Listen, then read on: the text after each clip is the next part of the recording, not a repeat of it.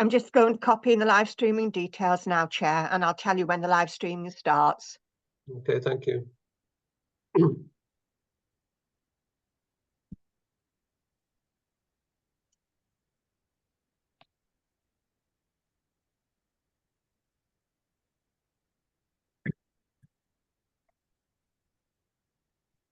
Okay, Steve, are you going to start with this, or do you want me to introduce it and then you take over? I'll introduce it, Chair, if that's okay. Yeah, that's great. Thank you.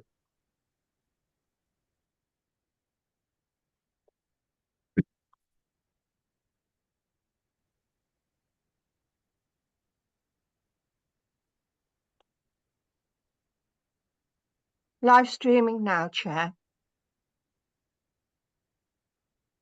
Good morning, members and officers, and welcome to the Environment and Economy Overview and Scrutiny Committee, Tuesday, the 11th of June, 2024 at 10 a.m. The reason I'm introducing the meeting is because this is the first meeting of the committee since the annual meeting back in May. And at that meeting, it was agreed that the Labour group would chair this committee, and the committee has advised that Councillor Dave Evans has been appointed as chair of the committee for the municipal year. I'll now hand over to Councillor Dave Evans, the chair. Okay, thank you very much, Stephen. Good morning, everybody. Welcome to the Environment Overview and Scrutiny Committee, Tuesday, 11th of June. I'd like to just move on to agenda item 2, appointment of vice chair. Do we have any nominations? Councillor Piers? Yeah, I'd like to nominate Councillor David Richardson as the vice chair of this committee. Okay, thank you very much. Councillor Glyn Banks? I'd like to second that, please, Chair. Thank you. Okay, Councillor Ryan McEwen? Can I propose Councillor Ray Hughes, please? Okay, and Mel Buckley, please. I'd like to second Councillor Ray Hughes, please. Okay, any other nominations? Chair, can I just clarify, Councillor McEwen, is he on the committee?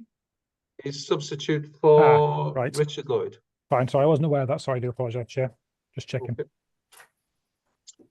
Okay, we'll have no further nominations. We'll have to put that to the vote. So everybody's got the cameras on. Could I have a show of hands in favour of Councillor David Richardson? 1, 2, 3, 4. 1, 2, 3, 4. 1, 2, 3, 4, 5. Okay, thank you. Have a show of hands in favour of Councillor Ray Hughes. 1, 2, 3, 4, 5, and also myself, 6. So we'll give that to Councillor Ray Hughes, who's now the vice chair of the committee. Okay, thank you very much. Okay, moving on to agenda item 3. Any apologies? Chair, Councillor David Coggins-Coburn is intending to join the meeting. He's just running a little bit late. And I understand Katie Wilby, Chief Officer for Street Scene, is also trying to join the meeting, but she's having just IT difficulties. We have 2 substitutions. Councillor Ryan McEwen, as previously stated, for Councillor Richard Lloyd, and Councillor Alistair Ibbotson for Councillor Dan Rose. Thank you very much. Okay, moving on to agenda item 4, minutes. To confirm as a correct record the minutes of the meeting held on the 5th of March 2024, pages 5 to 10. I shall go through them one page at a time. Page 5. Okay, the only thing, Steve, I've noticed on page 5 is I think there's a typo in the first sentence under accuracy on 75. That says that his attendance been noted, full stop S. So I think that just... Yeah, we'll amend that, Chair. Okay. Page 6. Page 7.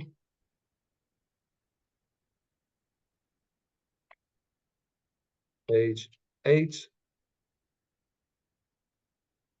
Page 9. Page 9, please, Chair. Yes, Councillor Piers. Yeah, the the resolution under C was a report would be coming back in June.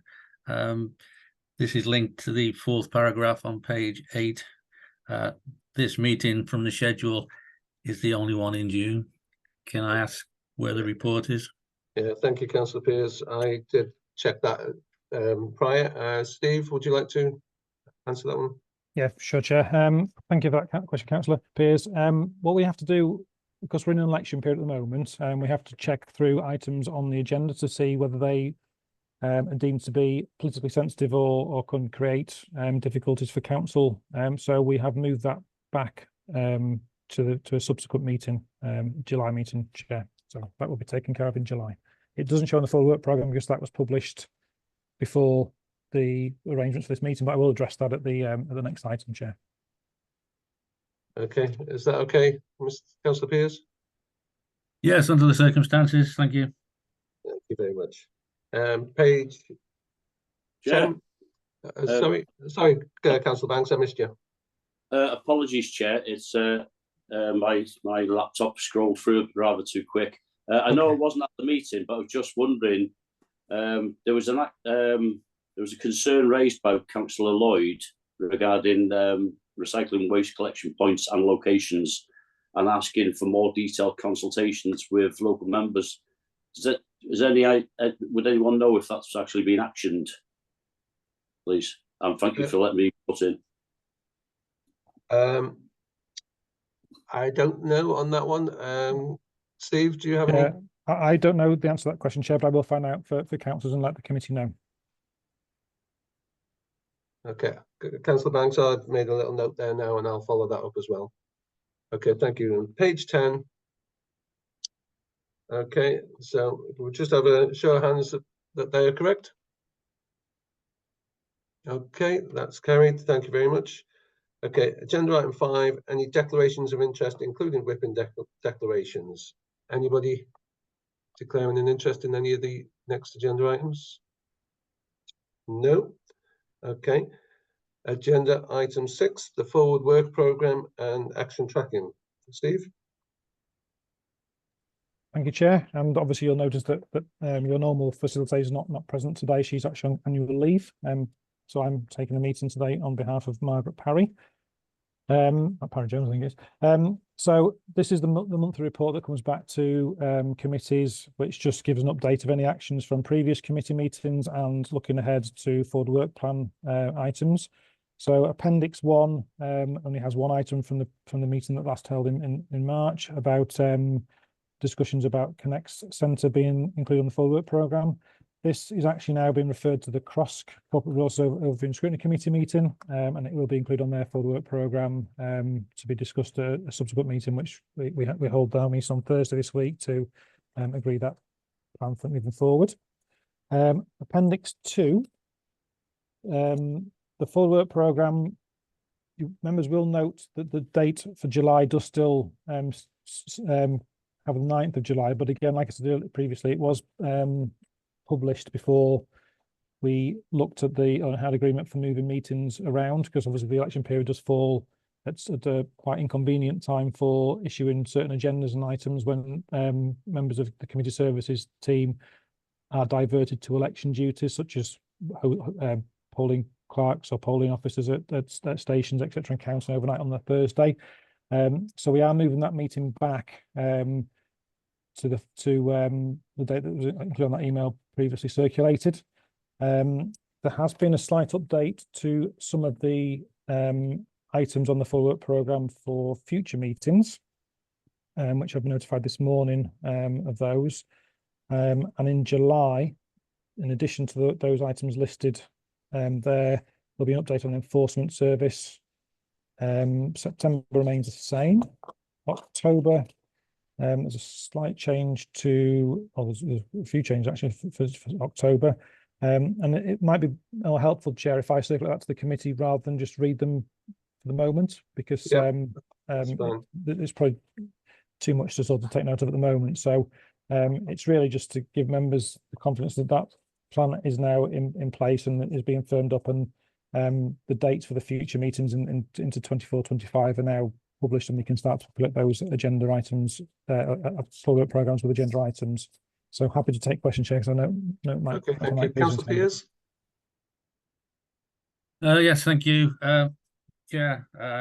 Normally, we're asked if we would like to add any items to the forward work programme.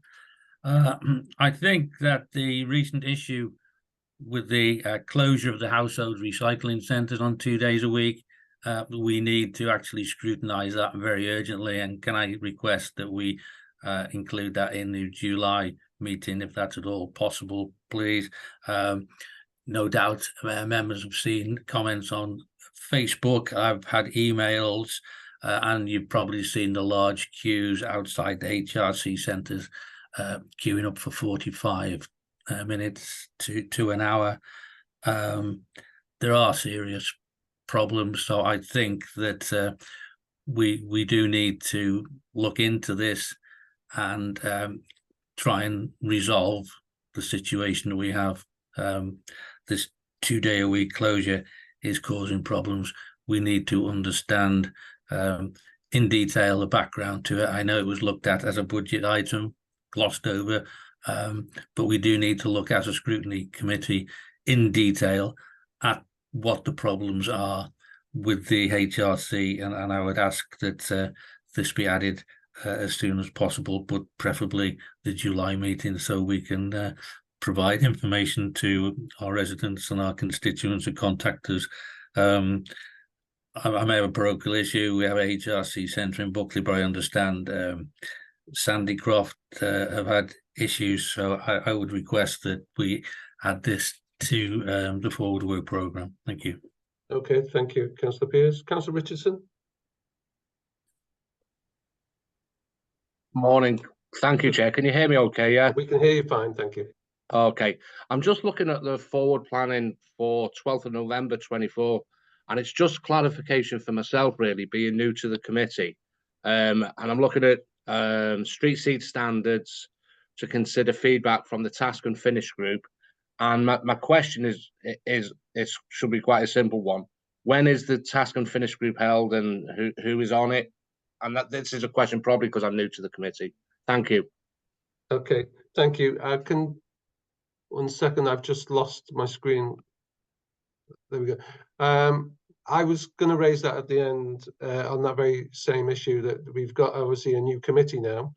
I would like more clarity on the task and finish group, because I think we only met twice previously, but we probably need a couple more meetings, especially with this new committee, to actually take it forward. So I will be speaking with the officers to actually ask for a further few meetings on that task and finish group, because the standards is quite a lengthy document, but we didn't get down to the nitty-gritty of that. So I take your point, Councillor Richardson, and my point to the officers is that we need a few more meetings on that one. So hopefully you will be invited to those meetings as we go forward.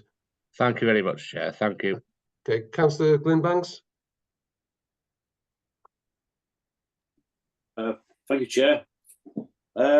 Yeah, first one I'd like to mention is a few items that I believe should be on here, possibly even there's no mention of like potholes and weed control, recycling figures as a, maybe, I mean, I'm quite proud to say that because of, I subbed on the housing committee at one month and actually suggested that the void situation should be a monthly item until the situation improved, because it's a massive issue out there, that one is, and similar to as is weed control. I mean, I had a lady, 84-year-old lady, who fell over some weeds on Sunday going home from church and hurt herself, which thankfully she never broke any bones. But there's absolutely no sign of any weed control as such of spraying taking place. I mean, I have raised this over the years. It's been an issue since we had one contractor and tried to split it up. So things like that, I think, recycling figures should be standing items because of where we're heading to. you know, we're heading for these targets. So surely we should be even if it's only an update every month to say where we are in the system and where we're heading to, because you can't just dump it on us at one time. But there's no mention of it on the forward work programme. So, but I've got some more yet. Sorry. Oh, sorry. Carry on. Yeah, deposit return scheme, which is mentioned here. We were talking about this years ago, and it has actually been implemented in other European countries years ago. And I'm not knocking Flintshire for this, but Welsh Government did mention it to Lee Waters at the time that they should be going to look at these countries that are doing it. I mean, never be afraid to pinch somebody else's good idea when it comes to something they're doing right. So go and have a look around Europe. If they're doing something right, copy them or try and even improve on what they're doing, you know. So that came to us, or yourselves, on the 13th of June, 23. It's not going to be discussed here till October 24. That's like 15 or 16 months gap. And it's already been, let's say, it's been implemented elsewhere before then. But anyway, enough on that one. Next one, conversion, 12th of November, conversion of the FCC fleet to electric. And it, or someone else speaking, I'm sorry. Electric or alternative fuels. I believe we're at a crossroads here with this item, and myself personally, I call it the VHS Betamax moment with hydrogen or electric. But it does seem, I mean, it's mentioned in agenda item 7, which I will mention it again after, about, you know, the charging points and things like that for the emissions. So it does seem as though we're pushing towards the electric when there's going to be an abundance of hydrogen about, and I'd hate us to miss out on where we could go with that. So I would like, I'm not suggesting to change the dates for the November, but I would like a report on alternatives brought forward with that, so that we can see for ourselves, not just to push for electric, because I'm not convinced by electric, to be honest.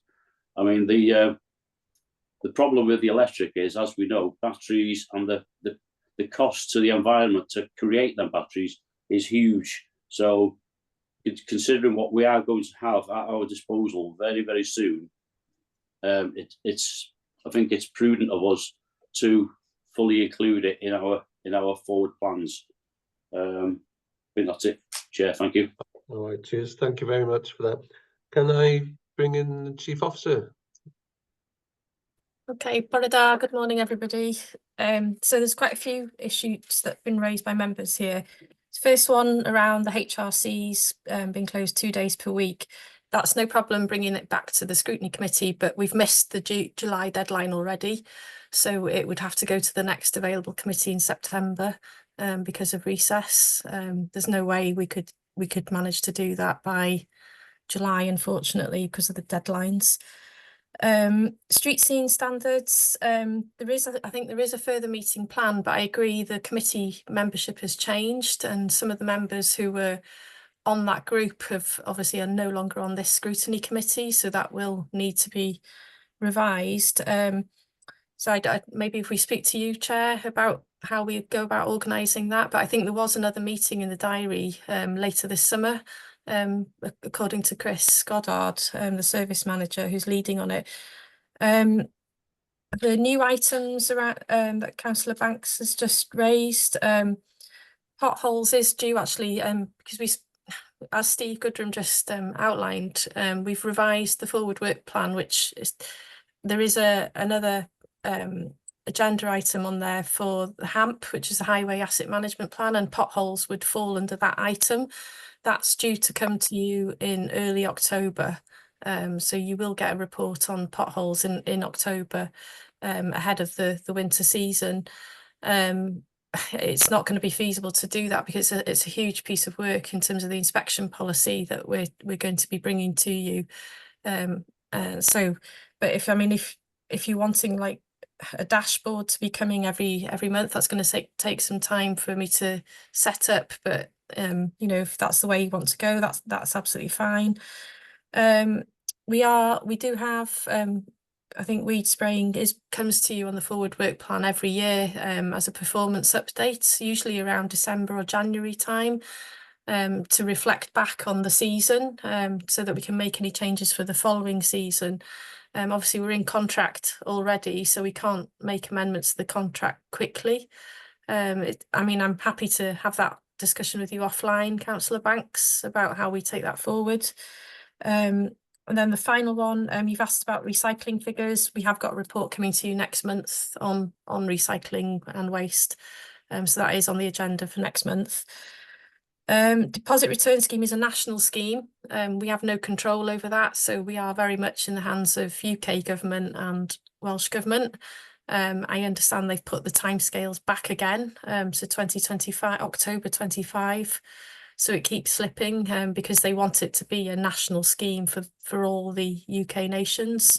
So it's not just Wales doing it on their own, basically. So we are very much in their hands, unfortunately, but we will bring you an update in the autumn.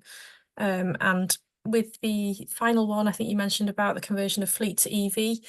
It's not just, that report isn't just on EV, it is about alternative fuels as well, such as hydrogen, because there is a lot going on, especially in D-side, so that we will be talking about hydrogen as well.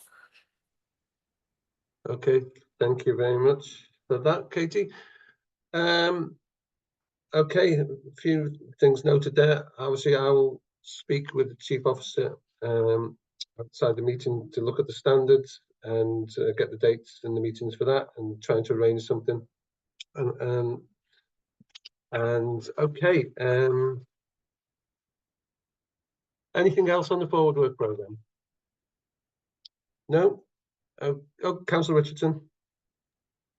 Thank you, Chair. While Councillor Banks was on the subject of items that he seems to think are missing from the forward work plan, I think it'd be, I think we need to talk about the grass cutting, and I understand the reasons why that we're only cutting 4 times a week, but driving home off nights this morning, I used to do a lot of grass cutting myself. When I left school, I worked at the Ministry of Defence sites in Chester, so we're cutting gardens, we're cutting sports fields, we're cutting grass verges, and I'm just looking around now, and the length that the grass has grown, you would need totally different equipment to it's so long, you're not going to get through it with a normal mower. Okay, can I just say, I think that there is an issue there. We're experiencing that across Flintshire at the moment, and you're quite right. But I think also under the standards, we can hopefully address that for future years. But I think they've got to do what they've got to do at the moment. Katie? Yeah, thank you, Chair. Obviously, this comes up every few years, and it's caused by quite a number of issues. It's not just one single issue that's caused the longer grass, and we have actually, I mean, we've had figures from the Met Office just recently that we've had the warmest May and spring on record. So even though we've had wet, dull weather from in many parts of the country, it has actually had, the average temperature has been the highest it's ever been. So that, unfortunately, the unusually high rainfall with the warm temperatures has accelerated the grass growth as well. So not only have we've had obviously a reduction in staffing. We've had 427,000 taken out of our staffing budget this year because of the budget situation. So we are operating with smaller gangs. So the number of operatives on each grass cutting gang is less. That's obviously impacted our ability to cut more areas. Just to give you an idea, we actually, in terms of the number of areas, and no one area is comparable with another because of the size of it, but we cut actually 729 sites and 16 cemeteries, and that's a monthly cycle that we have to go through. So there are a number of issues that are compounding our performance at the moment and affecting us. We have got on top of it. We have thrown additional resources at it in the last 2 weeks to try and catch up. But if this warm, wet weather continues, it's just going to unfortunately carry on, unfortunately, and it happened about 4 or 5 years ago. It didn't happen last year, it didn't happen the year before.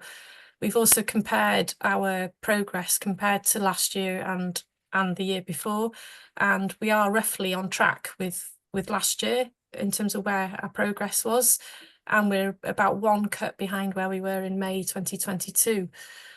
So our performance is actually still on par. It's just that we're obviously impacted by the fewer number of operatives we have and the weather. It is on the forward work programme to bring a report in terms of our performance and whether you review policy again for next year, but the policy's already been approved for this year in terms of the number of cuts. So we are already, obviously, to change that midway through the year would impact us operationally as well. Yeah, Okay. thanks, Katie, for the explanation. Thank you. We all know the British weather is variable and we should be in a position to react to that. Well, my question was more about, so you mentioned May 22, were we only cutting the same parts 4 times a year then, or is that Okay. something new this year? My question was really about the equipment that we've got, is that able to cut the grass because of the length that we've let it grow to? Yeah, absolutely. And we do, those are the sorts of things we look at when we review the policy and when we bring our performance reports to you. Okay, thank you, Katie. Okay, thank you very much. Right, we'll move on to agenda item 7, which is the Workforce Travel Survey Report. Chair, do you want to do the recommendations? Just Oh, sorry. there are 3 there. Sorry. Got sidetracked there. Okay, if we can approve the recommendations as on page 11. The 3 recommendations, can I have a mover? Including the addition in September, Chair. Yeah, and as Steve said, with the amendments that he's made and will circulate. Thank Okay. you. Okay, that's moved and seconded. Seconded. Can I have a show of hands in favour, please? Thank you very much. Okay, that's carried. Okay, sorry about that. I'll move on to agenda item 7, the Workforce Travel Survey Report. Chief Officer, Planning, Environment and Economy, Cabinet Member of Planning and Public Health and Protection. Is this Andrew? I'll start, Chair, if that's okay. Borodar Pau. For new members on the committee, I'll just give a little bit of background about why this is here.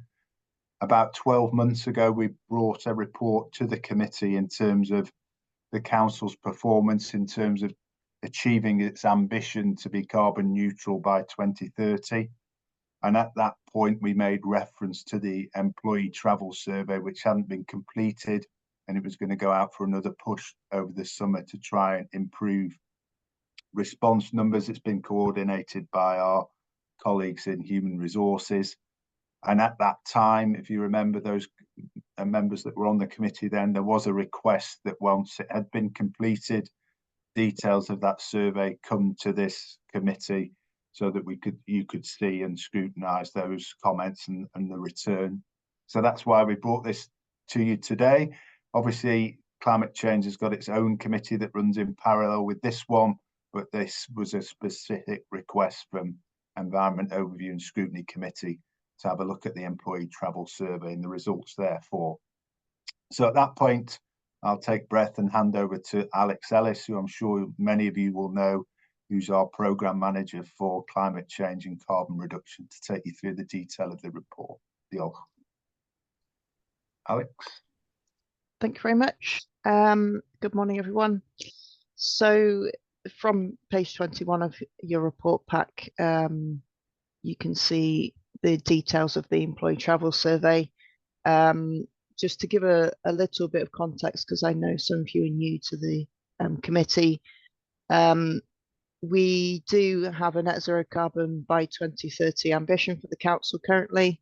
And within that is an aim to reduce our emissions from mobility and transport within the council by 80% by 2030. So that's quite a considerable reduction. The majority of the emissions from the mobility and transport theme actually come from our own fleet vehicles, but you'll all be familiar with the sort of barriers that we're having with continuing that currently. So we are looking at ways that we can assist and facilitate changes in employee behaviour around transport, both within business travel and employee commuting. So this survey looked to both improve the accuracy of the data that we produce on employee commuting. So we have to report our carbon footprint to Welsh Government each year. And currently we use quite a generic methodology for calculating our employee commuting. By carrying out this survey, it's allowed us to get much more granular detail on how our employees travel to the workplace. We had 628 responses, which is about 10% of employees. This didn't include school staff, which represent over 50% of our employee base. And you can see from the responses that we received within the survey that a large proportion of those were office-based staff, which is predictable given that the survey is accessible online, so it's a lot more easy to access for those who are office-based. The survey asked questions around how respondents travel to the workplace, and predictably the most common travel mode was by private car. There were quite a few open responses that were given to that question, which will allow us to consider ways that we can perhaps encourage employees and remove barriers to people using solitary private cars. We asked a question around walking and cycling to work, and the responses there will allow us to consider when we review the active travel routes around our office bases and the public transport networks. There was a question specifically around a salary sacrifice scheme for an ultra-low emission vehicle, and this was something that HR have been looking into but weren't sure on what the take-up would be from the employee base. And the response to this question from the survey respondents was quite positive. They gave some indications into what would encourage them to adopt an ultra-low emission vehicle, which is also really helpful for us around investing in charging infrastructure, or ensuring that the scheme, if it becomes available, is affordable and has certain benefits to the employee. There's a number of recommendations that we've made which kind of reflect the responses that we have from respondents. And these are around, again, influencing and encouraging employees to consider sort of low carbon alternatives when they're traveling to and from the workplace. And I'm happy to take any questions. Okay, thank you very much, Alex, for that. My first question, before anybody puts their hand up, is why were schools not encouraged to take part, since they are over 50% of the workforce? Or if they were encouraged, why did none of them do it? The survey wasn't open to schools because the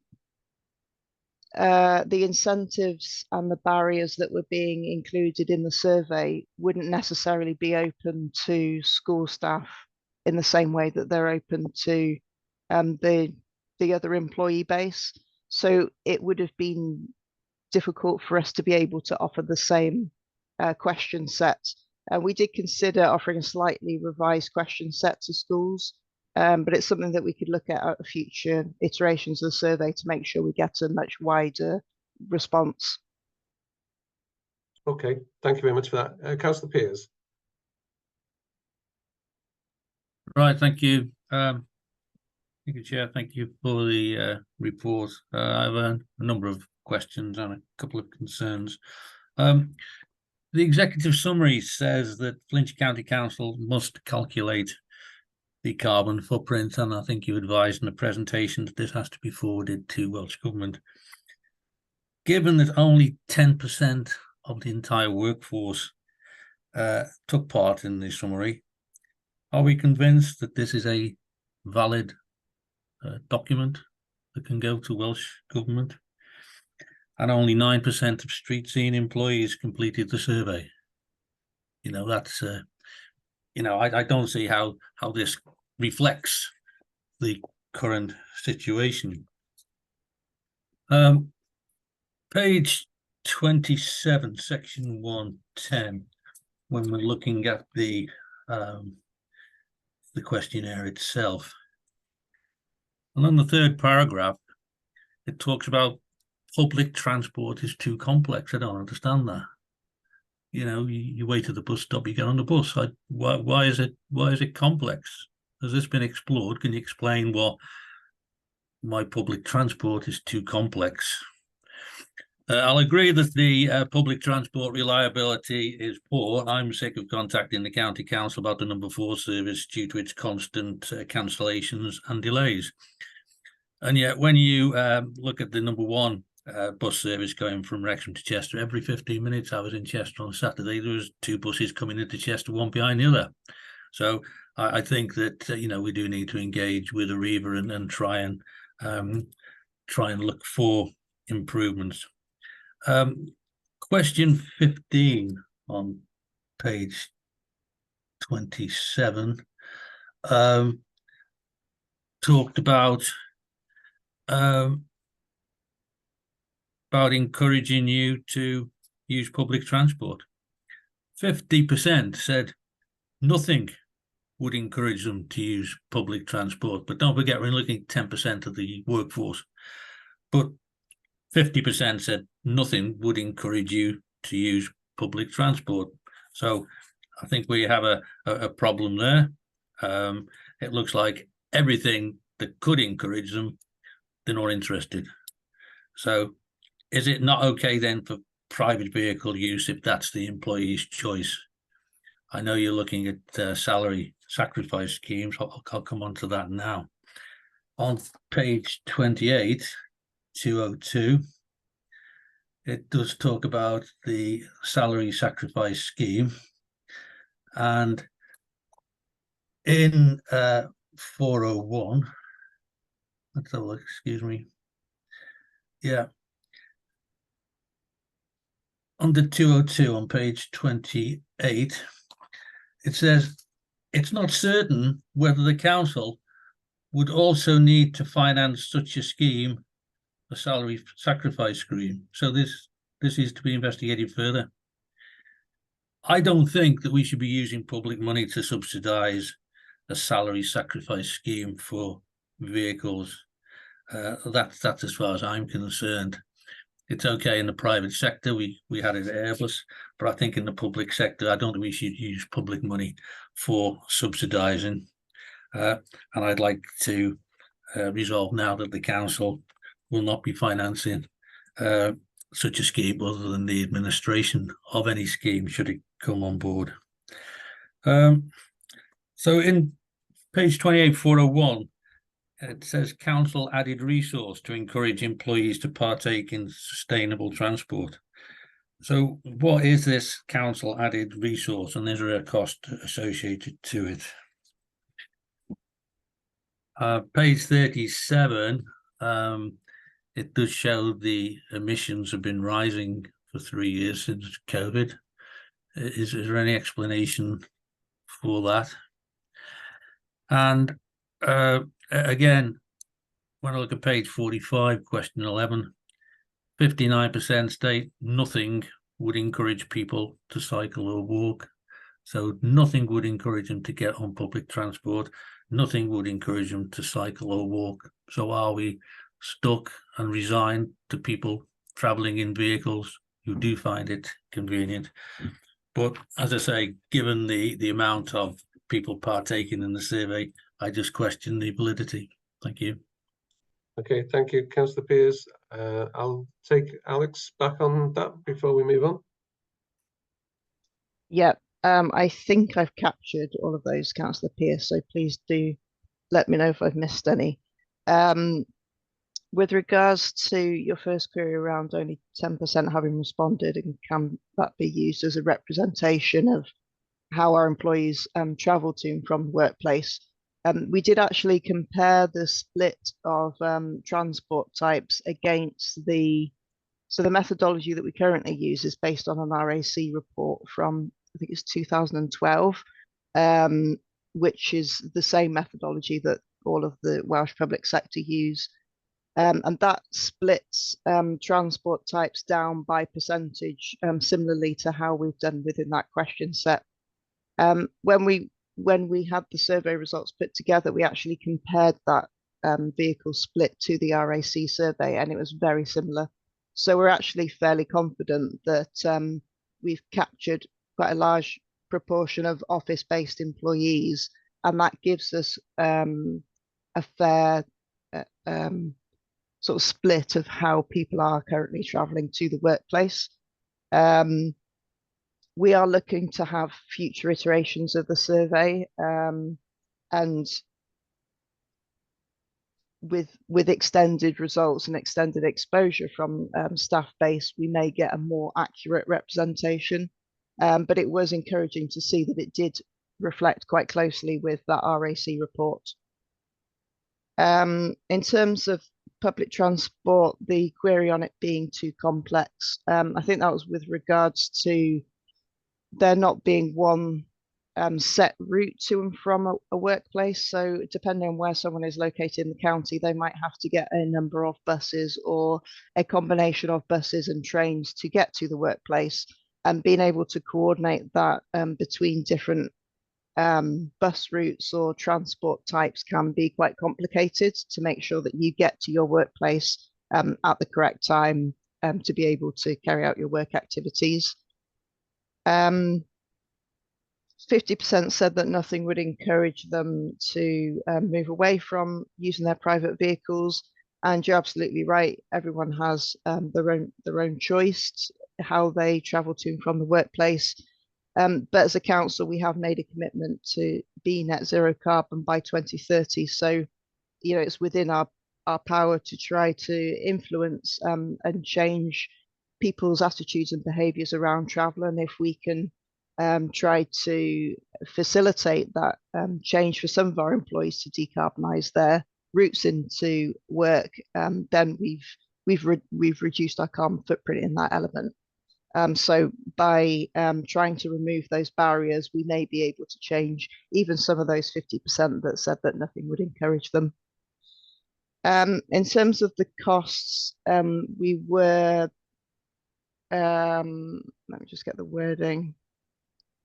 So the cost consideration was specifically around the administration, the staff time to administer a scheme.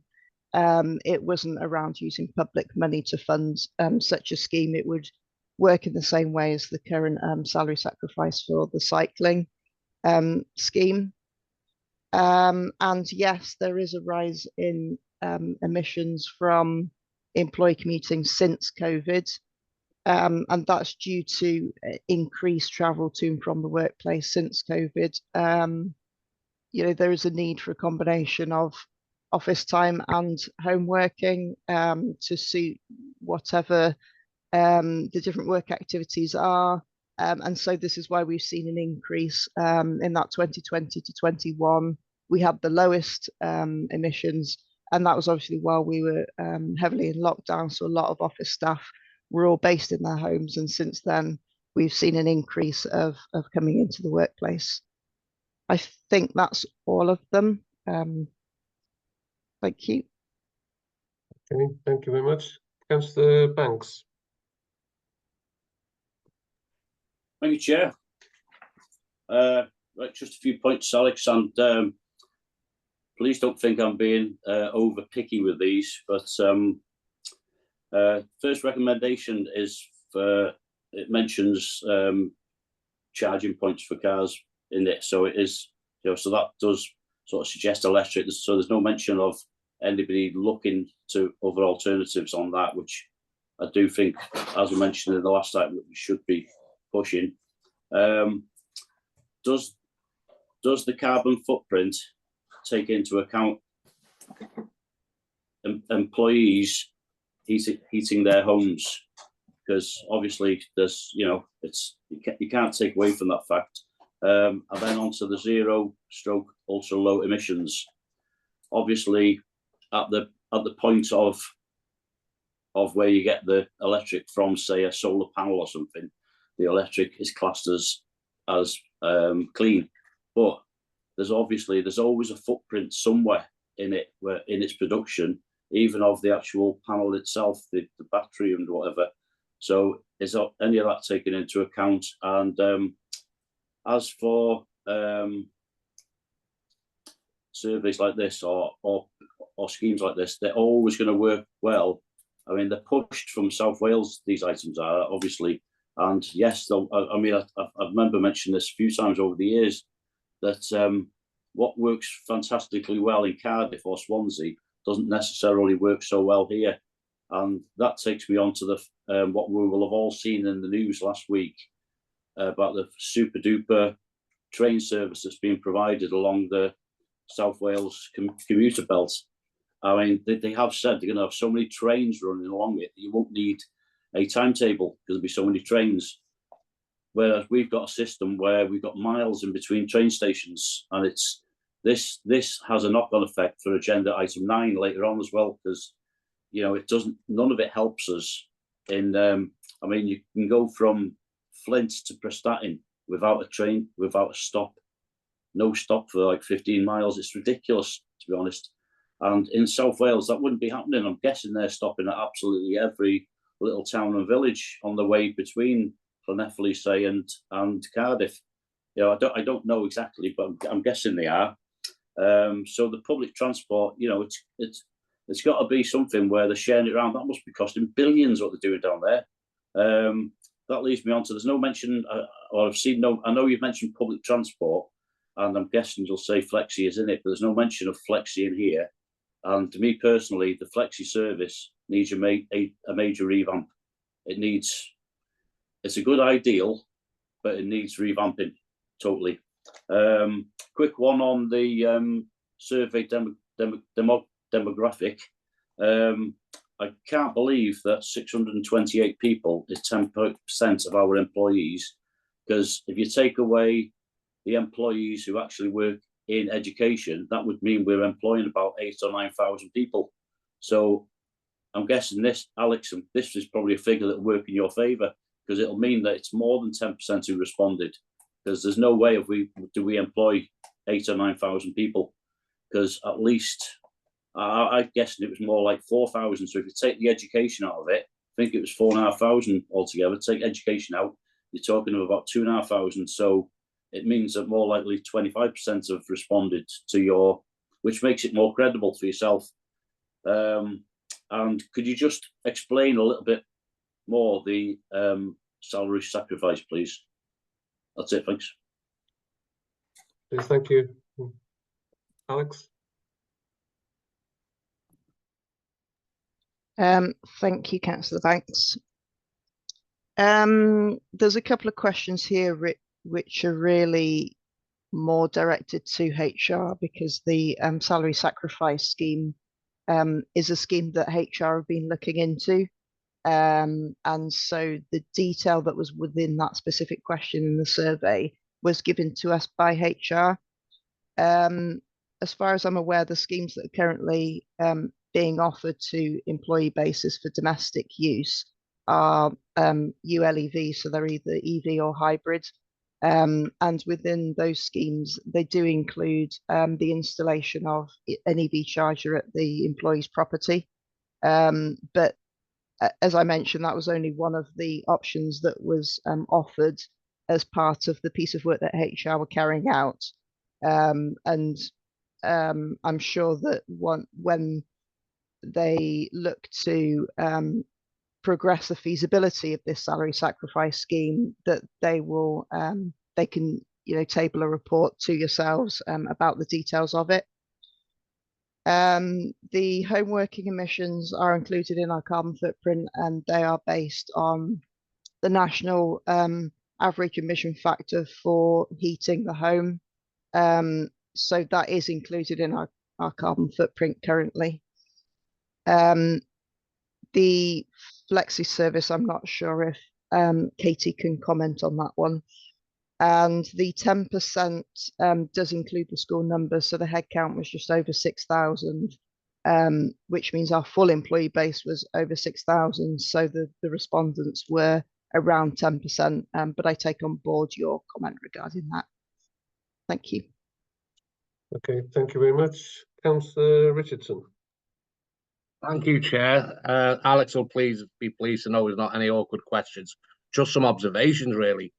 I noticed on the questionnaire that it doesn't really specify the difference between a full electric vehicle and a hybrid, a self-charging hybrid, because there's a massive difference, you know. And when people start saying, well, there's no charging points, a self-charging hybrid doesn't need one. On page 48, question 14, it's something that we do where I work, and I just want to make sure that you consider it. We actually have an online register where people who are interested in sharing a journey to work can go on. They don't put their address in, but they put their postcode or their rough area, and it's worked quite well in the past, because I have a colleague who works where I work, but he lives in Blackpool, and it was only through that system that he managed to find that someone else in our factory works at Preston. So that, you know, they share a lift, and as well as the impact on, you know, on our planet, they're both saving money with fuel as well. And just on page 50, when we talk about barriers for other methods of getting to work, quite often I'll cycle to work when the weather's nice. It's 4 miles to cycle it. 6 if I go in the car, so it makes sense to go on my push bike. But one thing you definitely need there is showers at the other end, because you may find as well that people may, I can't run to work anymore. I used to be able to, but people may run to work, as you know, if they can get a shower when they get there. Because I did notice on survey, I can't see which page it is now. One of the reasons people said, you know, they wouldn't make a bicycle journey or run or whatever to work because of the lack of showers. And that's it. Thank you. Okay, thank you for that. Alex? Yes, thank you for your review there on the car sharing, and that's that's one of the recommendations there, to look into options that are available currently to promote within the council to help with car sharing. In terms of showers, we do actually have facilities at our T. Dewi Sant offices, but they're not available at all of our office spaces. So yes, that is one of the barriers that we could look into. Thank you. Okay, thank you. Councillor Ibbotson. Thank you, Chair. Can we be surprised that so few staff are willing to consider public transport as an option, when across so much of our county it is patchy, unreliable, and the operating hours do not match with the requirements of local communities? It is a simple fact that in large parts of our county, buses and trains the bus services do not operate at times to enable people to get to work. If people have a car, faced with a patchy and unreliable bus service, they will use the car. If people don't have a car, then the restrictions beyond work. I mean, people generally travel for work, for shopping, and for leisure.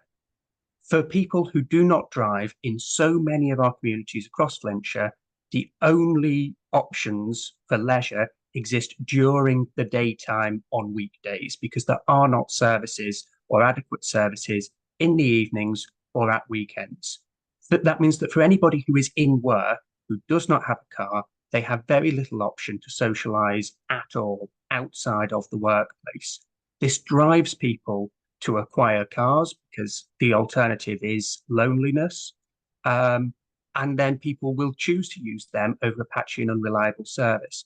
Equally, in terms of getting to the shops, bus services across Flintshire are not adequate in terms of the routes and the frequency for people in a great many communities to get to shops, other than, again, within standard office hours. Faced with this, we can't be surprised that our employees of every other company in Flintshire, choose not to use public transport.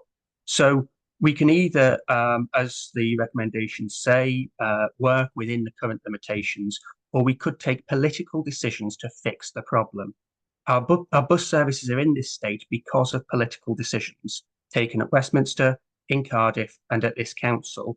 We can fix them. There's ample evidence that local authorities which have municipal bus companies which run their own services for the public transport for the public, not for private profit, serve communities better than private operators who can withdraw a service with essentially no notice to the passengers that use it, less than a month, in terms of passengers being notified that a service might be discontinued.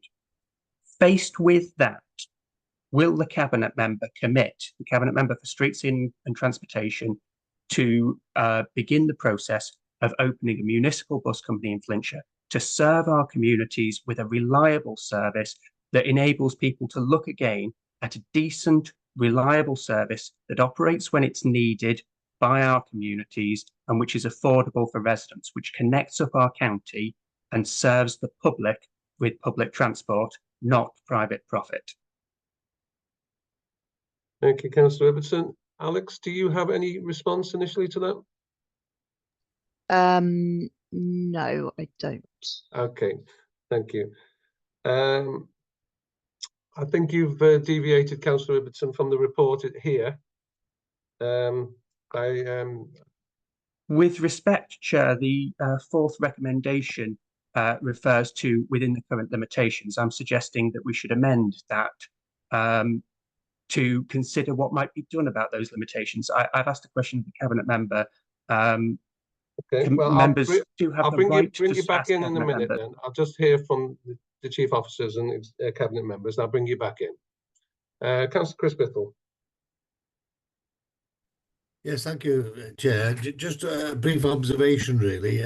You asked the question in relation to schools not being involved in the survey. I read the report with a great deal of interest because I was part of a car sharing group many, many years ago as a teacher, and it worked very well. There were 4 of us from Mold, and we took our car, once every 4 weeks, and took other colleagues with us to and from school.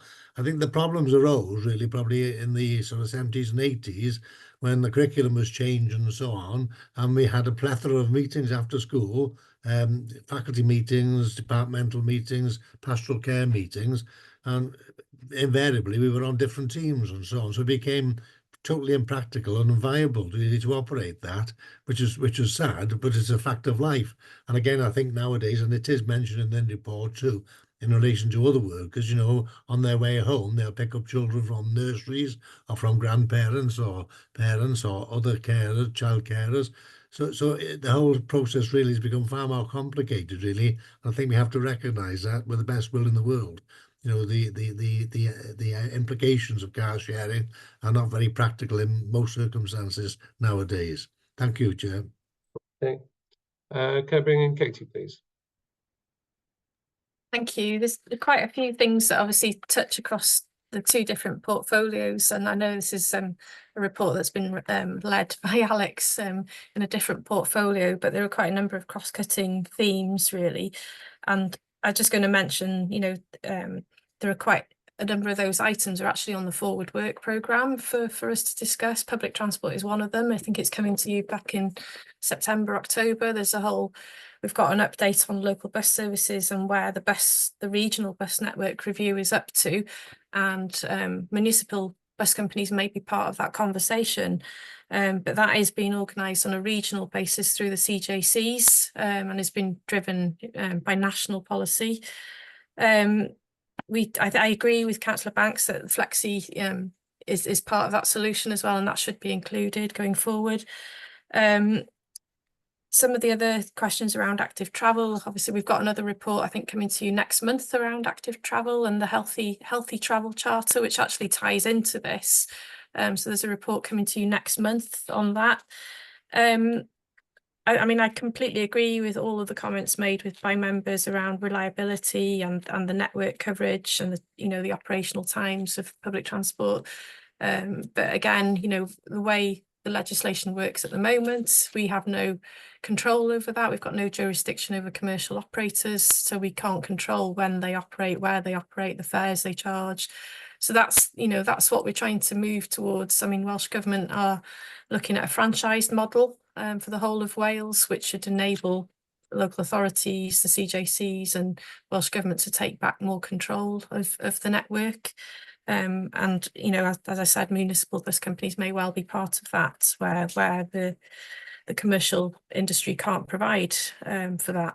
I think in terms of the survey, a few members picked up on the fact that Street Scene had low participation levels. And I mean, I've obviously missed being around when the survey was carried out, but if it was an online survey, you know, a large proportion of our workforce they don't have access to computers. So if it was an online survey, then perhaps we need to look at a different approach with, you know, some of our remote workforce. You know, we employ around 110 passenger assistants and school transport escorts as well, who are also home-based and work remotely. Again, they don't have IT access.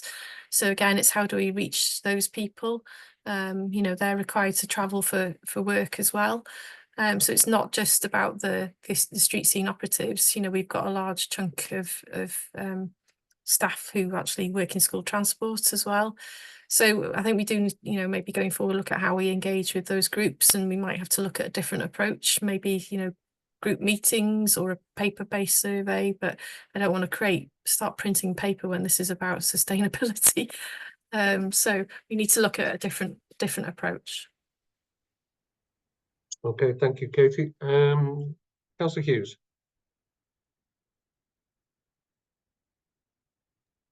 Thank you, Chair.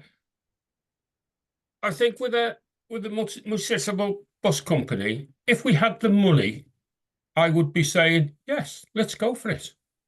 But I don't know where the money would come from to purchase vehicles, have a garage, have all licenses, training, mechanics, everything else. Maybe Councillor Ibbotson can advise us where that money could actually come from. Okay, thank you, Councillor Hughes. I think that was a mistake, inviting Councillor Ibbotson to come back. Okay, Councillor Ibbotson. Thank you very much, Chair. Councillor Hughes will be well aware that private bus companies operating in Flintshire manage to meet these costs and still extract profit from our communities. The fare structure could be set up, as indeed every other municipal bus company in Britain does, on the basis of cost recovery. We're not talking about ploughing thousands and thousands of pounds of additional subsidy into public transport here.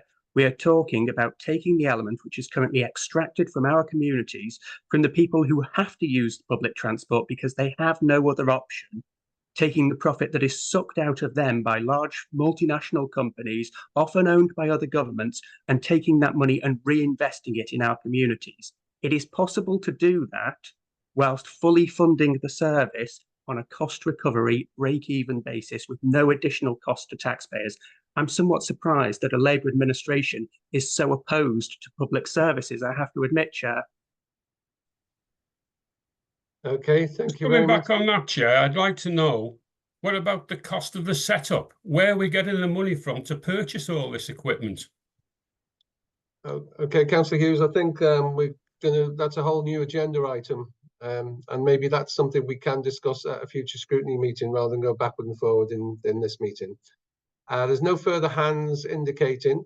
I shall look to the recommendations, and there are 4 recommendations there. Sorry, something's just popped up on my screen. Okay. So we'll go through the recommendations one at a time so we can be clear. Recommendation 1, Scrutiny Committee supports salary sacrifice schemes which provide employees an affordable and accessible means to transition from petrol or diesel vehicles to zero and ultra low emission vehicles that provide sufficient range per charge. Do we have a proposed and seconded that, or do we have an amendment to that recommendation? I'll make an amendment, please, Chair. Yeah, Councillor Pearce. Yeah, can we alter the word in that the Scrutiny Committee supports an unsubsidised salary sacrifice scheme? Okay, subsidised Okay, do you have a seconder for that? Yep, I see a seconder. Any other amendments to that recommendation or happy with that, Barbara? Okay, can I have a show of hands for that, please? Okay, that's clearly carried. Thank you very much. Recommendation 2, the Scrutiny Committee supports the review of the Council's Cycle to Work scheme and its promotion, highlighting the benefits and information on local infrastructure. Any amendments or happy to move and second that? Can I have a mover? Okay, somebody, was that you, Mel, putting your hand up? Yeah, okay, can I have a seconder? A second. Yeah, and a show of hands in favour of recommendation 2. That's carried. Thank you very much.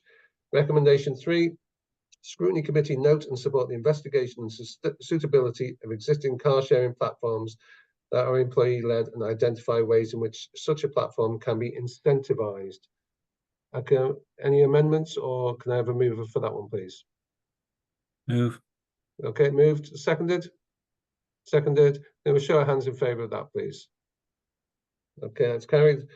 Agenda item 4, Scrutiny Committee note and support the investigation by officers of how the barriers to using active travel, safer routes and public transport bus services can be addressed despite current limitations. Can I have a mover or seconder or an amendment? Councillor Ibbotson. I wish to move the recommendation replacing the word despite, third to last word, with seeking to remove. Can be addressed. Seeking to remove current limitations. Seeking to remove. Second. Okay. Yeah, on that item, could yes, Councillor Banks. Could we have some kind of report on what's the difference between South Wales and North Wales here with our, with our schemes? What are they? Why are they getting these big schemes and we're not getting them? Because we're never going to be able to do anything with, Councillor Ibbetson's touched upon this. We're never going to be able to do anything unless we get the funding pushed into this from Welsh Government. So it's got to be, it's massive limitations here. It's huge limitations, which under the, there's very little room for scope without. Okay. I'll ask the Chief Officer to respond to that. Yeah, right. At the moment, we are currently starting to develop the draft regional transport plan, which is the starting point, we'll be coming back to this committee to consult with you all between, I think, now and Christmas time. So you will get the opportunity to feed into the regional transport plan. That plan will also have an investment plan attached to it. So everything that all your asks and wants around whatever it might be, infrastructure, municipal bus companies, whatever it is, will need to be in that regional transport plan. And that is where we put in our ask in terms of what we want in terms of investment for North Wales. So that process is underway. I think the subcommittee's just about appointed. They're setting up officer groups now, advisory groups with officers between now and Christmas time, and then we'll be coming back to you to consult upon the regional transport plan. So that is where you have your input in terms of what you want in that plan going forward, and that's where we ask for the funding. So it really is exactly that. I'm not sure, I can't comment around the South Wales Metro programme, but that, the South Wales Metro programme has been in the making for a number of years. It's been ongoing for, I think it's well overdue. I think they've delayed progress for quite some time as well. There've been delays to it. I can't comment how far down the road they are. I can only comment on where we are in North Wales in terms of our programme going forward, Councillor Banks, but the regional transport plan is the starting point. Okay, thank you very much for that. Okay, with Councillor Ibbetson's amendment, where the last line says can be addressed seeking to remove current limitations, can we have a mover and seconder? Councillor Ibbetson, Councillor Wicklam, can we have a show of hands in favour? Okay, that's carried. Thank you very much. And that can, unless there's recommendation 5 on the following page. Scrutiny Committee support the review and updating of the methodology used to calculate employee commute carbon emissions, improving accuracy by including employee commute distances and modes of transport highlighted in the survey. Can I have a mover, a seconder for that, or any amendments? A mover? Mel, yeah, seconder.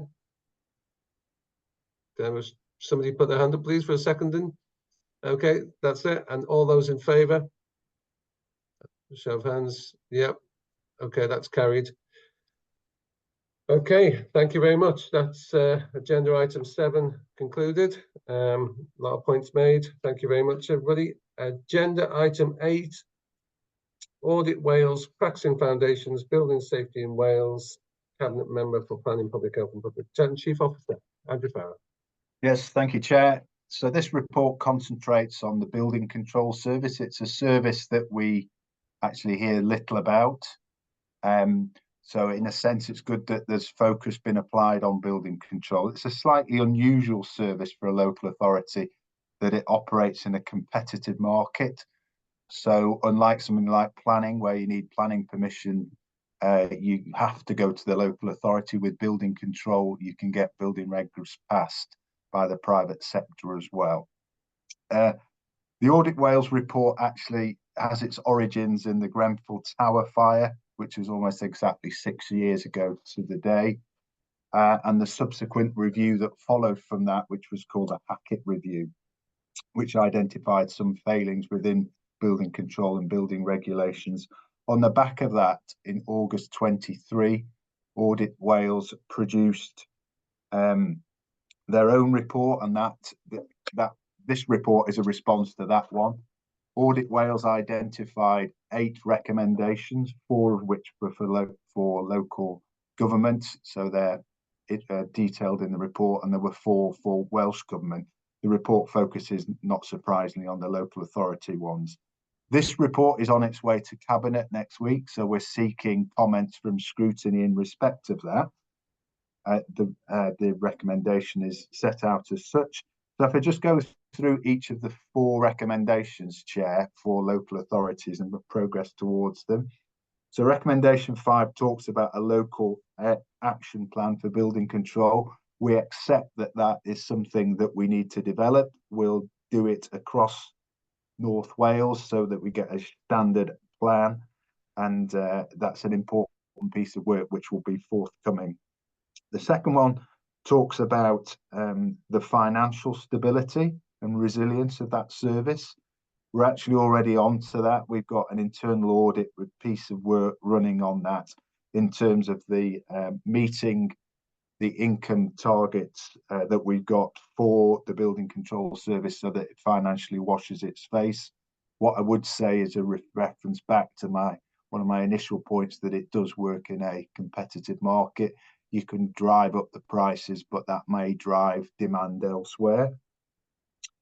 Recommendation 7 talks about collaboration, and I think that's a really interesting one. And we've heard this mentioned in recent meetings with the Minister as well, that we need to explore collaboration across the region or sub-region. What I would say on that one is that Flintshire is well resourced in terms of its building control service. So should a collaborative service be pulled together, we would be in a good position to input into that. What I would say, as a number of you have heard from me in terms of collaboration, that often collaboration doesn't save money. It does improve resilience and it does improve consistency of service, but it might not be the golden ticket if you're looking to save money. And then finally, around risk management, that's an aspect that we've covered off within our risk management strategy for the County Council, and we'll build in building control as a risk within that. So those all 4 are pretty much work ongoing, and we welcome any comments that the committee may have on this one. Thank you, Chair. Okay, thank you very much, Andrew. Councillor Everton. Thank you, Chair. Can I start my contribution by asking the Cabinet Member for Planning and Public Protection, under whose name this report comes to the committee today? Very simple question. He just nod or shake his head. Has he read the Audit Wales report referenced in this? Yes or no? No. No, right. Okay, that's fine. I appreciate that he's a very busy man. If he had done so, then he would have noticed in section 2.32, paragraph 2.32 on page 34 of the report, it makes reference to, and I'll read the paragraph in full, factors that should be considered when setting fees are specified in the regulations. Apart from the principle of breaking even and staff costs, the factors include the use of the building, floor size and cost. However, other potential considerations, such as the competitiveness of fees and comparing with others, are not specified in the regulations. The report before us today, which we're being asked to vote on, says that members note the outcome of the Audit Wales report and supports the actions to be taken to address the 4 recommendations made for local authorities. The actions that are proposed includes on R6, building control is a competitive service. Customers can use other means to secure their building regulations outside of the council. For example, use independent approved inspectors. So a review and any subsequent review of fees will need to ensure we remain competitive and do not price the council's services out of the market. And then it makes reference to comparing with other local authorities in North Wales. In other words, the actions that we're taking to address the recommendations in the report directly conflict with what's in the actual report from Audit Wales and the law, the regulations. On that basis, I don't think that this committee should support the recommendations. I will be voting against the recommendation, and I would encourage colleagues to do the same. More broadly, the report from Audit Wales makes clear that what they refer to as the Scottish model, wherein building control is delivered solely by local authorities without any private sector involvement, has a number of strengths compared with the system we've got in England and Wales, which is an absolute mishmash. The issues that are highlighted in the report from Audit Wales notes the incentives for developers to use private sector building control companies who have and the fact that a competitive market introduces potential incentives for building control companies to look on things favorably rather than critically in order to ensure future business.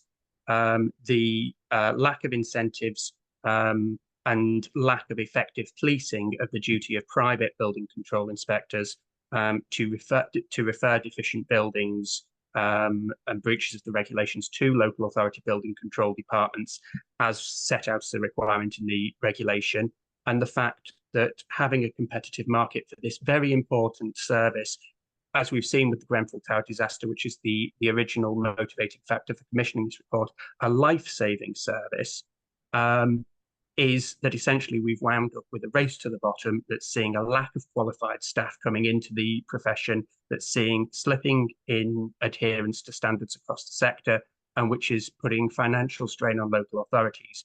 And within our own local authority, members will, I'm sure, be familiar with the financial performance of this service last year, which saw roughly half the amount of projected income brought in by the service compared with that anticipated. Given this, the clear long-term answer seems to be to move to the Scottish model, wherein this service is delivered solely by the state through local authorities. And that concurs with the tone of the Audit Wales report. On that basis, what steps does the Cabinet member propose to take to raise that with the Welsh Government, to advocate for that, and to seek to lobby Welsh Government to introduce the what's referred to in the Audit Wales report as the Scottish model in Wales, securing the safety of residents of Flintshire and securing the financial sustainability of this service moving forwards? So that's a question for the Cabinet member. Okay, thank you very much. I'll bring in the Chief Officer first. Just to add some context about the competitive market that we do work in, and obviously as the Chief Officer responsible for a local authority building control service, I would always promote our service over the private sector. One downside of working with the private sector that Councillor Ibbotson has picked up on really is that ultimately, whilst people may get their initial building regs signed off by the private sector, the follow through and sign off often doesn't come forwards. And we've had a number of examples within Flintshire where companies have gone to the private sector, sold properties without final sign off. And then that falls within the lap of the county council to pick up that.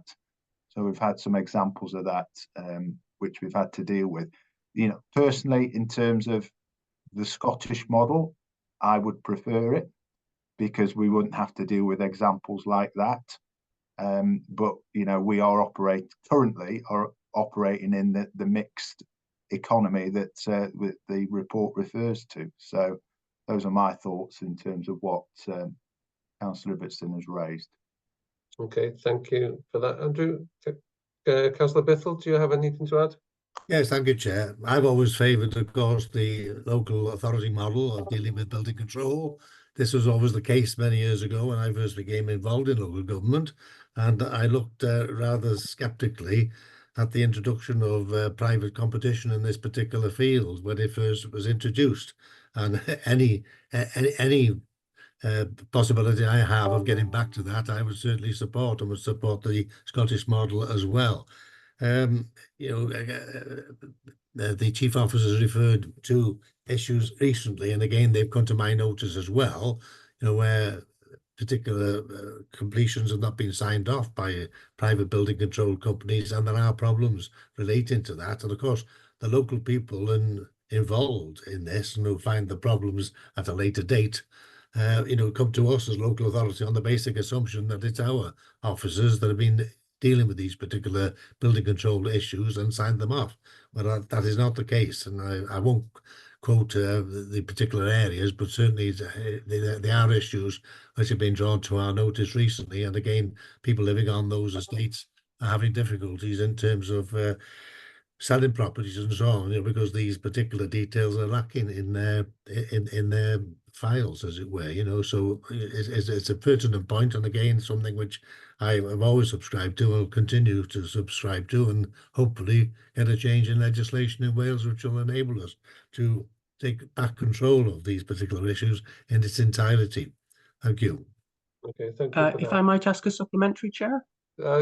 I'll bring the others in who may do such and such, and I'll bring you back in a few minutes. Councillor Pearce. Yes, thank you. Thank you, Chair. On page 62, in relation to question 5, I think the Chief Officer did mention that we don't currently have a plan, but looking at the commentary, it says this needs to be developed and put in place, and it's by the end of August 2024. Are we on track for that, considering it needs to be developed and put in place? So where are we at the moment? It started, is it, how far through is that? Page 63 talks about a next meeting due in May 24. Well, we're past that now. So does this report, does it require an update? Did the meeting take place in May 24? Is anything to add? Page 65, it's probably along the lines of Councillor Ibbotson, where you review the fees with other councils. Is this to have a collaboration on price? I don't quite understand why you need to look at the fees of other councils, because is it the case that Flintshire residents would only be available to go to Flintshire's building control, or could we go to Wrexham's building control? I know there's an independent approved inspector, so should we be looking at their prices rather than other councils for competitiveness? And also it says there's a lack of agile working functions out in the field. Is this essential for on-site? Is it a hardware, software problem? Could you explain what the problem is and whether that is essential, whether it could not be done back at base? I think that's it. Thank you, Chair. Okay, thank you, Councillor Pearce. Andrew? Thank you, Councillor Pearce. So with a couple of questions about the local action plan. Yes, the meeting did take place in May of this year, and we are on course to produce that action plan by August as well. So I'm pleased to say that. Second, in terms of fees, you're right. We do look at other local authority fees, and we look at the private sector fees as well. It's important to do that. I mean, if we come back to the point that was made previously, we only recovered 50% of what we said we would last year. So we need to be conscious of that. And if any members have seen any recent works around pressures for next year's budget, the income generation fees for both building control and planning, the planning development management service are both pressures or risks, certainly, in terms of developing the budget for next year. In terms of agile working, it would just be more efficient if we had the hardware to be working on site without having to return to the office to submit reports, etc. We did some training yesterday on our back office system, which is ironically called Agile. And I don't know whether it was mentioned at that, but there is a product that Agile do provide, which would allow for that to happen. It's in the second phase of the rollout of Agile. So hopefully that would come forward. So hopefully that answers the questions there, Chair. But if not, come back, please. Can I come back, Chair, please? Okay, yeah. Yeah, thank you. Yeah, the agile working. Yesterday, at the EULA offices, we met at 10 o'clock to have a look at the planning portal.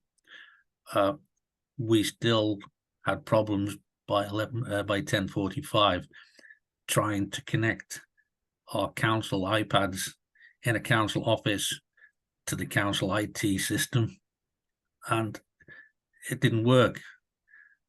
People were using their own mobile phones rather than the iPads, and there's an inbuilt problem, and I think Agile does have a serious problem. So I think we need to get the in-house sorted first before we can have a look at this. It's not fit for purpose.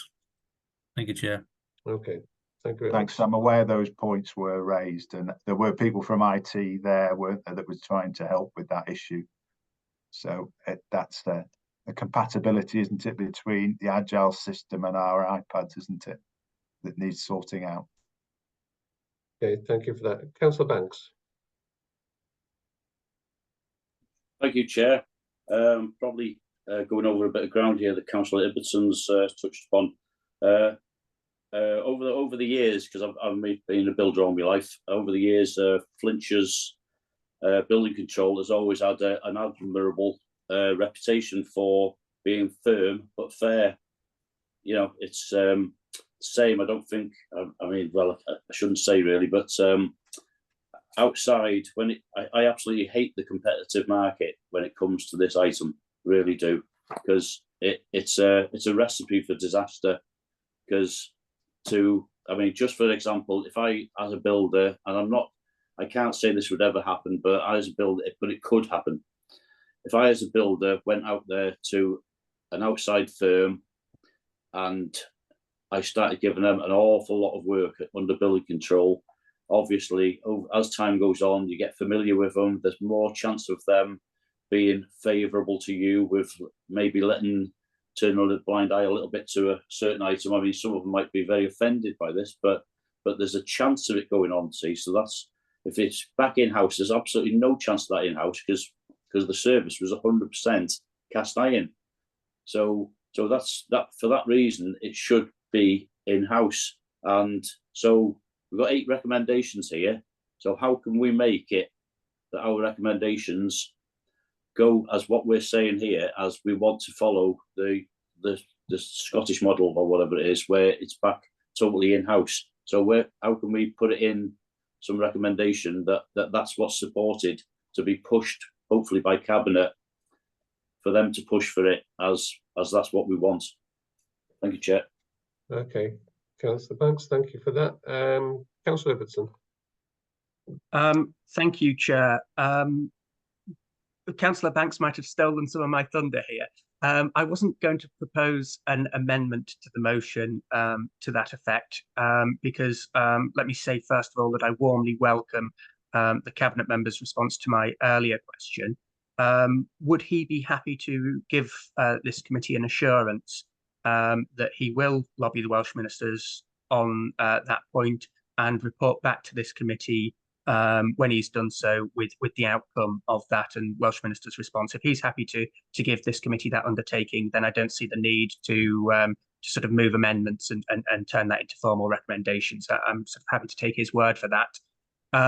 On the second point, the Chief Officer has obviously addressed my earlier issue with the disconnect between the Audit Wales report and the regulations on one hand and the proposed actions that we're being asked to support today. The benchmarking that's proposed in the actions, as I say, directly conflicts with the Audit Wales report and with the regulations. And as such, as this is us disagreeing with Audit Wales, which personally I'll be voting against because I don't see that it's appropriate for us to do that, especially on this issue. But I would move a recorded vote on the recommendation on the basis that we are disagreeing with Audit Wales, or proposing to. And I think that it's important that if we're going to do that, that it's very clear which way members have voted on that. So I would move a recorded vote on that, please, Chair. Okay, before we go to that, Councillor Biffle and Andrew, do you want to respond to the earlier part of that question? I'll certainly take it up with the Minister when I have the opportunity to do so. We do meet with the Minister from time to time, and certainly I'll be raising that issue, which I'm strongly in favour of anyway. Thank you. Okay, Andrew, do you have anything to add? To add to that, no. Okay, Councillor Pearce. Yes, thank you. I raised my hand to ask the Chief Officer if he did have a response to Councillor Ibbotson's comments that parts of the action plan are in conflict with the Audit Wales report. Whether that could be challenged or whether the action plan does need amending. I think we need some clarification before we take a vote on that. Thank you. Yeah, by all means, yeah. Andrew? I think it's a sound response to the Audit Wales recommendations. So the action plan that we will develop will reflect, I think, the needs of this service to make the Flintshire Council Building Control Service resilient going forward, picking up issues around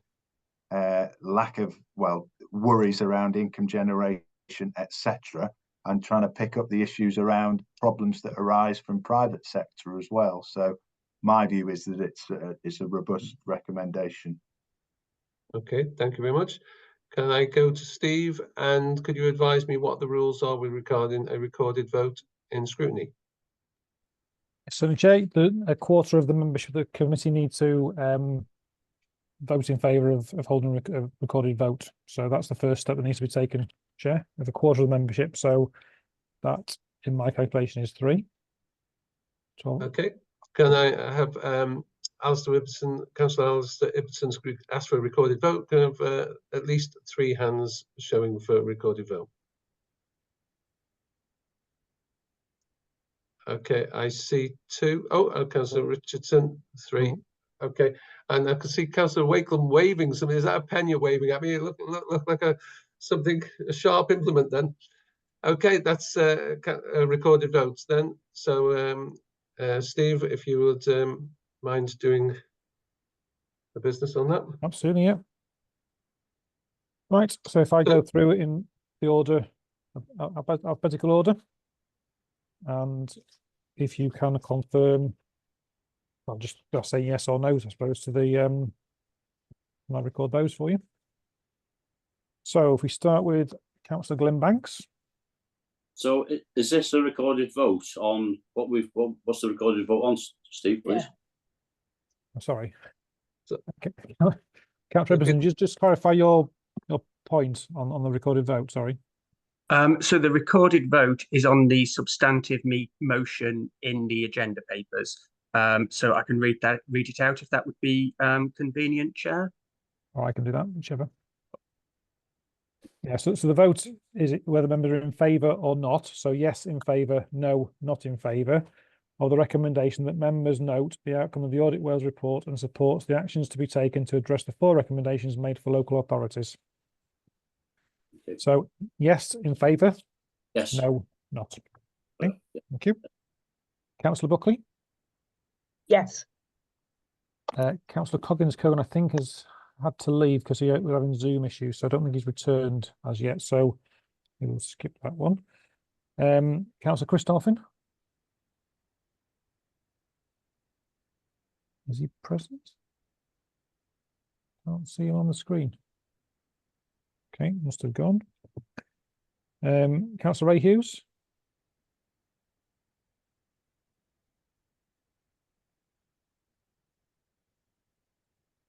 Do you want to put a hand up for yes? You're on mute, Councillor Hughes. Is he frozen? Yeah, we'll come back to Councillor Hughes. May have frozen, so he's having some technical difficulties this morning. Councillor McEwen. Abstain. Okay. Councillor Vicky Perfect. Yes. Councillor Mike Pears. Abstain. Councillor Robertson. Against. Councillor David Richardson. Abstain. And Councillor Roy Wakeman. Abstain. Councillor Hughes, you seem to be back, so if we can take your vote. Yes. Yes. Yes, okay. Right, so I'll total, so 1, 2, 3, 4.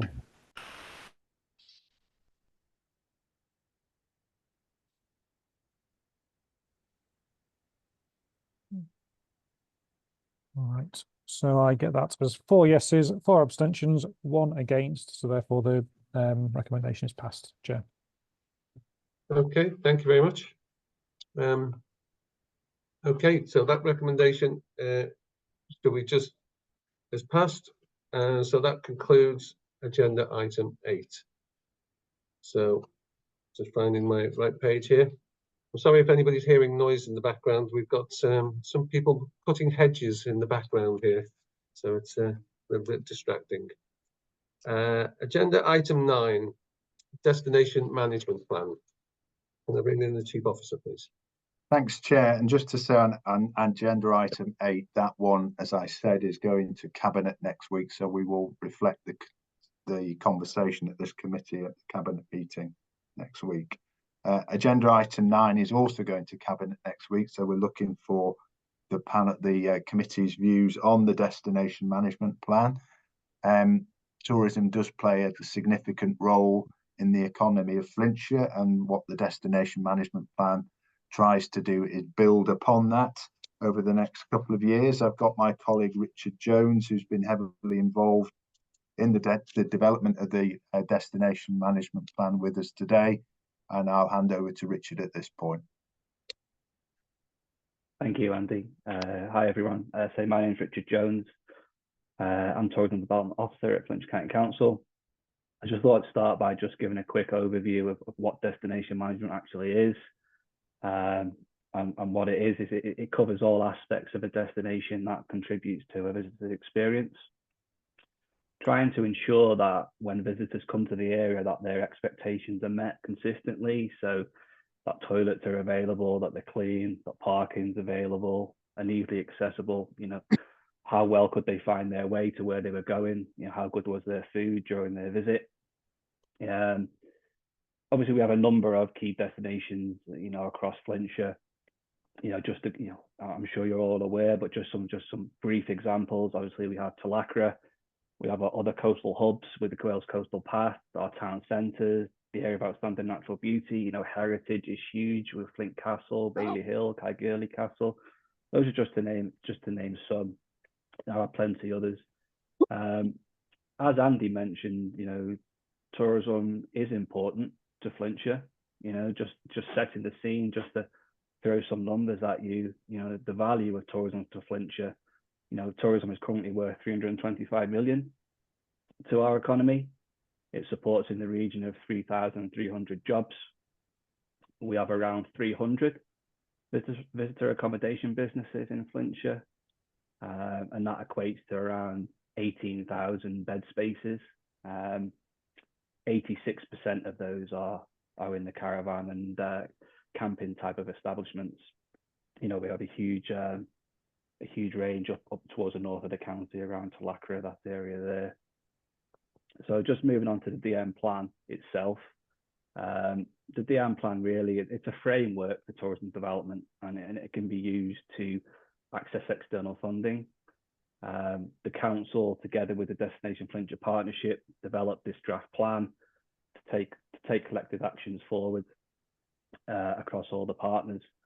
There is a list of the destination management partners in point 1.04 within the report, and the report itself is identified in terms of broad priorities, and there's 4 broad priorities, which are people, skills and employment, which is looking at closing skills and employment gaps in the sector and addressing poor perceptions of working in the industry. Marketing and communication is another headline priority, and here we'd be looking to developing a clear brand for the area, extending tourism into the off-peak season, and encouraging visitors to explore beyond the most popular locations. The third priority is great product and places. You know, here it's focusing on things like development of the Flintshire Coast Park and the placemaking plans, which colleagues in our regeneration team are leading on. You know, supporting business investment and responding to the changing regulatory landscape for businesses. And the final priority is partnership and engagement, where here we'd be looking to continue and grow our cross-border partnerships in North Wales and northwest of England, and with our local tourism and food and drink groups. Just thought I'd mention some good things that are happening currently, because there's a number of work streams that are underway, which are already contributing to the delivery of this plan. As I mentioned, you know, the development of the Flintshire Coast Park, the placemaking plans. There's a series of tourism grant programs that we've been able to access external funding for, which helps business investment. There's town centre events and activities funding. The redevelopment project at Theatre Clwyd is obviously a positive one. We've got the development work at Greenfield Valley, and obviously the day-to-day promotion of the county on a local and regional level. And just finally, I thought just be useful to touch on the governance of the DM plan. Obviously, it's very much a partnership approach. You know, partnership working is key to the delivery of this plan. You know, working to agree priorities and moving in the right direction towards what we are trying to achieve, which is getting more people to stay overnight. There's definitely value in that. We find that the spend of day visitors is in the region of £30 to £35, but the spend of overnight stays is in the region of £110 to £120, so there's quite some difference there. So getting more people to stay overnight will be beneficial. Obviously, we want to provide that good and consistent visitor experience and support the industry with improving the quality of what they do, again, which, you know, continues to meet people's expectations, and overall just improving the awareness of the county as a visitor destination. So yeah, that's it from me. Thank you. Thanks. Okay, thank you very much for that, Richard. Okay, do we have any members wishing to ask a question? Okay, Councillor Pearce. Yeah, thank you, Chair. Thank you for the report. The page 69, section 102, talks about infrastructure and services to support tourists' visits. Would this include adequate toilet facilities? Yeah, I know there's an issue with public toilets, but the provision of adequate toilet facilities, I think, is important, but it doesn't seem to be provided. I think it's sort of on an ad hoc basis that if it's available, you can use it. If not, well, it seems to be, you know, a bit of a problem now. 102, section 4. How is a destination selected? I appreciate you can't sort of promote every area in every part of the county, or can you? I don't know. For example, you could promote the history of Harden and the Gladstone connection. It wasn't on your list. I'm sure it's not a finite list, but I'm sure whether local councils will make recommendations to the plan or to the organisation. So what are the actual outcomes anticipated? I know at the end you're looking at a percentage increase, a broad increase on various parts of this. But when you look at section 110, most of this is dependent upon the UK Shared Prosperity Fund. If you look at the table, everything seems to be dependent on that. So how much is the allocation of this fund for this particular scheme, and how long do you anticipate it would last? And if it runs out, what we do then? Does it cease, or what's your proposals for that? And on page 72, section 201, I interpret that comment to be that development work on the destination marketing plan will only take place if external funding is available, whenever that might be. So there isn't a long-term plan shown there unless you get external funding. And if the external funding is not there, does the development stop? And finally, tourism tax impact. It's in the small detail in the draft report, but I would have thought it would have qualified for its own section within the preamble of the officer's report to tell us about the potential impacts and the potential limitations on this Welsh Government introduced tourism tax. Thank you. Okay, thank you for that. Richard? Yeah, thanks, Chair. Yeah, thank you, Councillor Pearce. Yes, and good points there. Obviously, in terms of the public toilets, is something we're in contact with our colleagues in street scene in regards of the aware of the local toilet strategy. And appreciate obviously from a business perspective, public toilets is certainly very important that they're accessible and available. So in terms of the local toilet strategy, something we're in contact with our colleagues in street scene on that. In terms of Shared Prosperity Fund, yeah, good point. It does have a timescale, and in terms of where we are with that currently, that funding is due to cease at the end of this year. In terms of what happens next, external funding wise, is unknown. I think I'm right in saying at this point in time. Obviously, as part of that funding, there are extra strategies that are being, the Flintshire Coast Park projects, the town, the placemaking plans and others, the town centre programs. There are extra strategies that are being considered as part of those projects, which will hopefully, ensure that that good work will continue. In terms of the promotion side of stuff, yeah, absolutely. It's quite, in terms of places to promote, it can be quite open. In terms of that, you mentioned the Harden Estate. We've in terms of places that we can promote, I think if they can again accommodate visitors in terms of parking facilities, and I think we can certainly include that. In terms of the tourism tax, again, good point. It certainly is I would say from a tourism sector perspective, it's been a concern. When Welsh Government did their consultation on the tourism tax on the overnight visitor levy, there was a lot of concern raised from the sector point of view on that. So where that's at the moment is with Welsh Government are obviously still considering how that would actually look. So take your point on terms of maybe that needs more, highlighting earlier on in the report with more emphasis on that. So, thank you. Can I come back on one item, please, Chair? Sure. Yep. Yeah, thank you very much. Yeah, interesting then that the Shared Prosperity Fund ends in 2024. And if we look at the table on page 71, 8 items there, you know, the majority is funded by this fund. So once that ceases in 2024, what happens to these? Is the money there just to get them going or to support them during their lifetime? Can you just clarify that if we don't have this shared prosperity fund, do a lot of these fall by the wayside? Or if not, how will they be funded? Thank you. Yeah, thanks, Councillor Pearce. Yeah, no, they won't.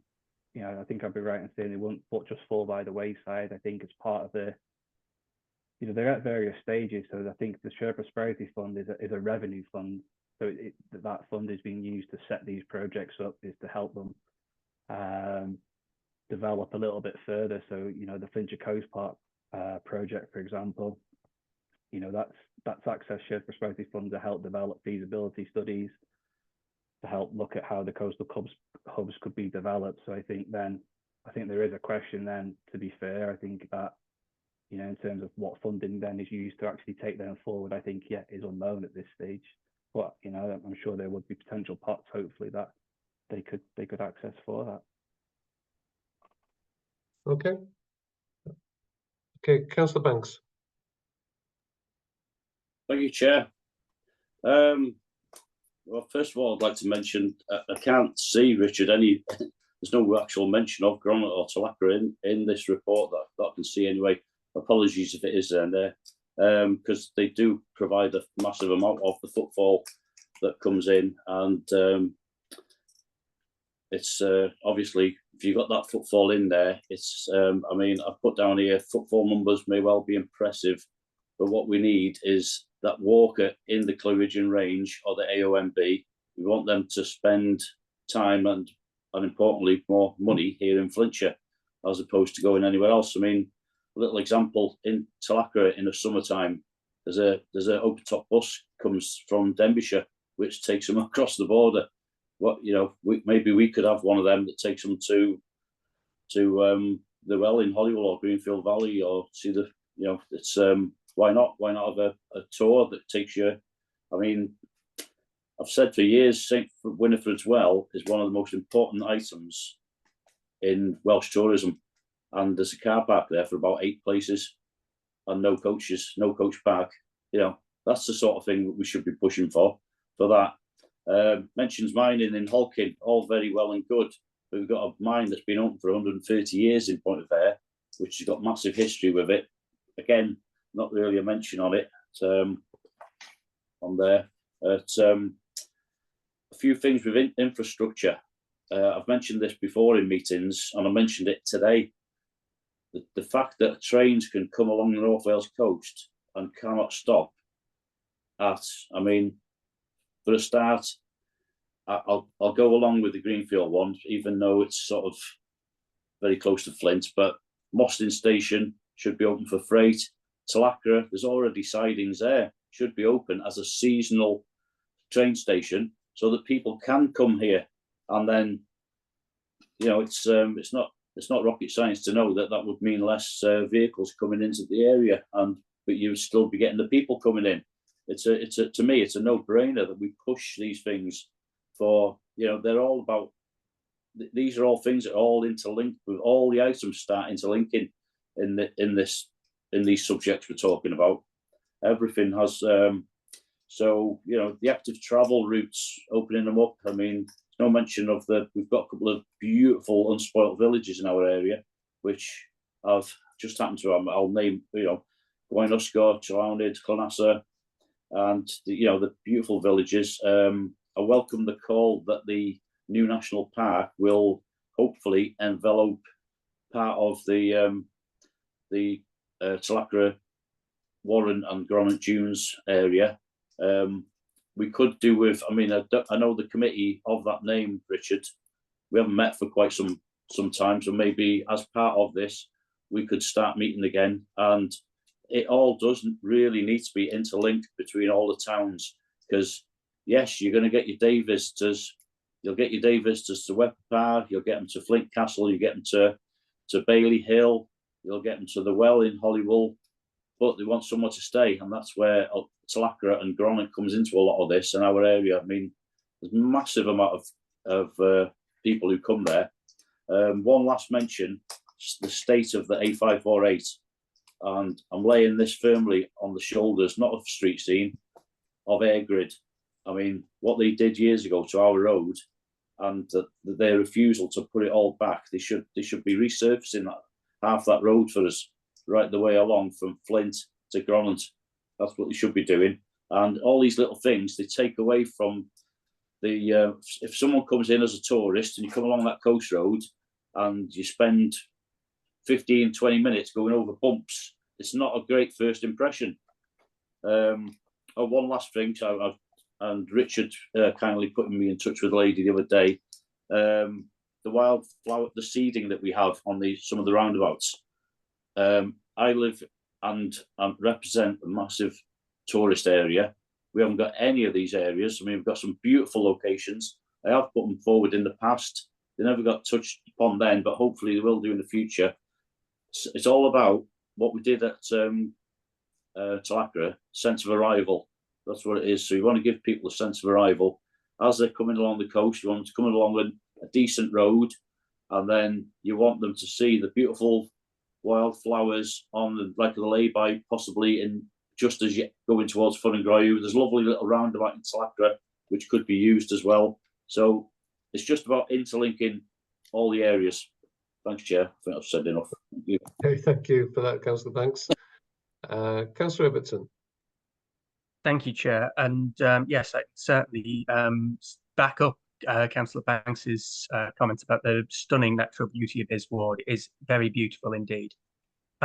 One point which is quite rightly raised in the destination strategy is second homes and the impact of the council's decision to charge a premium on council tax and second homes.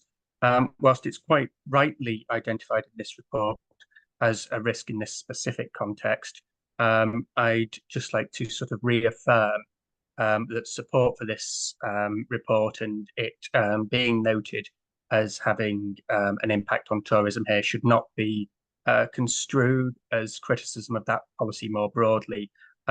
Looking at it in a wider context than just tourism, there are obviously other factors in terms of council revenue and availability of housing stock, which have to be balanced against any impact on tourism.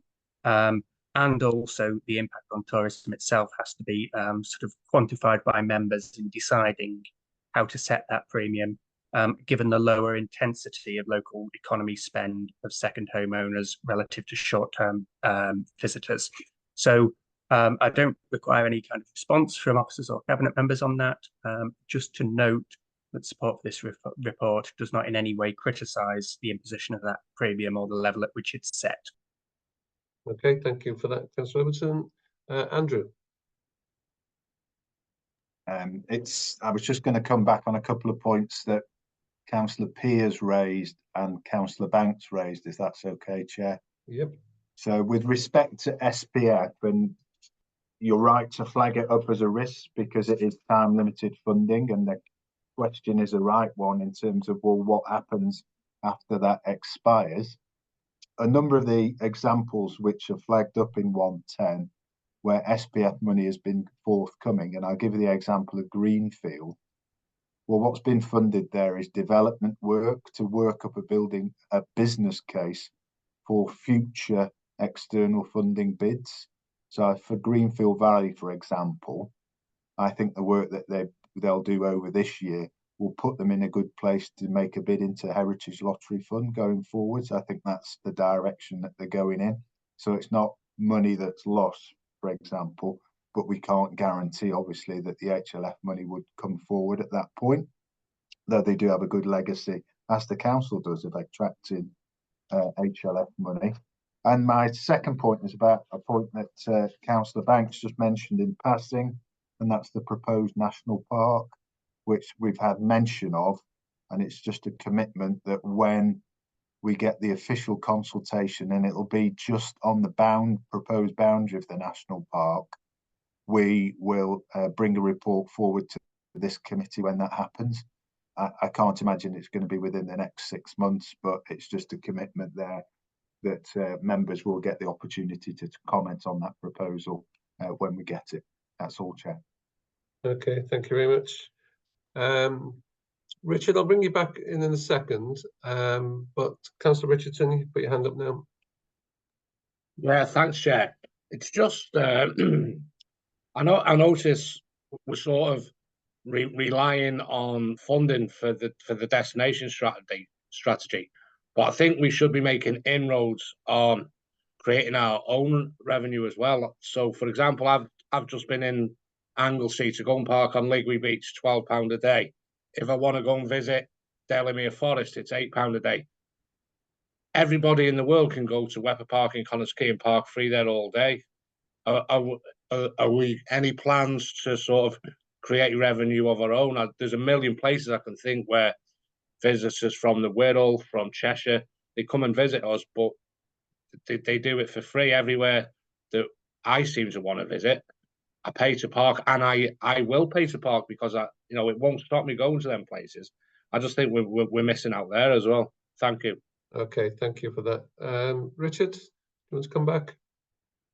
Yeah, that's great. Thank you. Thanks, Chair. Yeah, good point, Councillor Richardson. Yeah, it's a good question. If I could take that on board, if I could take that away, and I can liaise with colleagues. Obviously, places like Wepper Park, as you use, for example, is with our countryside services, and obviously maybe colleagues in streets in as well. So yeah, I could take that away and come back on that, please, Chair. That would be good.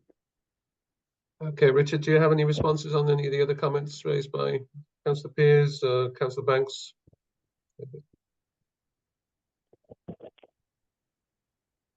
Sorry, Chair, I just lost you there. Sorry. Sorry, I said, do you have any other comments that were raised by Councillor Pearce or Banks or Ibbotson? Sorry, Chair. Yeah, just on just going back to what Councillor Banks touched on it. Yeah, absolutely. Just to reaffirm that Tlacker and Granite is very, very important from a tourism sector point of view. So, happy to outside of this meeting, Councillor Banks, happy to have a chat, and maybe, like you say, we could, look at kind of bringing back those types of meetings that we've had in the past. And yeah, more than happy to do that. Thank you for that offer. Appreciate that. Okay. Any other comments from members? No. If we'll move to the recommendation on page 69, the members consider and endorse the draft destination management plan. Do you have a proposer?